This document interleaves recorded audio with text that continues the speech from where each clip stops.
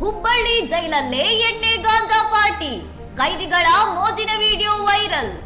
ಅಧಿಕಾರಿಗಳ ಭೇಟಿ ಬೆನ್ನಲ್ಲೇ ಹುಬ್ಬಳ್ಳಿ ಜೈಲಿನಲ್ಲಿ ಕೈದಿಗಳ ರಂಗೀನ್ ಪಾರ್ಟಿ ಬಯಲಾಗಿದೆ.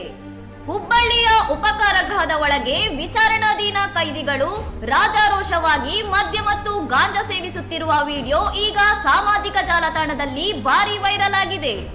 ಡಿಜಿಪಿ ಅಲೋಕ್ ಕುಮಾರ್ ಅವರು ಜೈಲಿಗೆ ಭೇಟಿ ನೀಡಿ ಕಟ್ಟುನಿಟ್ಟಿನ ಎಚ್ಚರಿಕೆ ನೀಡಿದ ಕೆಲವೇ ದಿನಗಳಲ್ಲಿ ಈ ಘಟನೆ ನಡೆದಿರುವುದು ಕಾರಾಗೃಹದ ಭದ್ರತೆಯನ್ನು ಪ್ರಶ್ನಿಸುವಂತಿದೆ.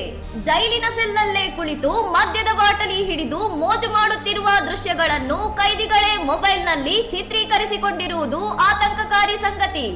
ಕಾರಾಗೃಹದ ಒಳಗೆ ಮೊಬೈಲ್, ಮದ್ಯ ಮತ್ತು ಗಾಂಜಾ ಹೇಗೆ ಸರಬರಾಜು ಆಗುತ್ತಿದೆ ಎಂಬ ಬಗ್ಗೆ ಸಾರ್ವಜನಿಕರಲ್ಲಿ ದೊಡ್ಡ ಮಟ್ಟದ ಅನುಮಾನಗಳು ವ್ಯಕ್ತವಾಗುತ್ತಿದೆ.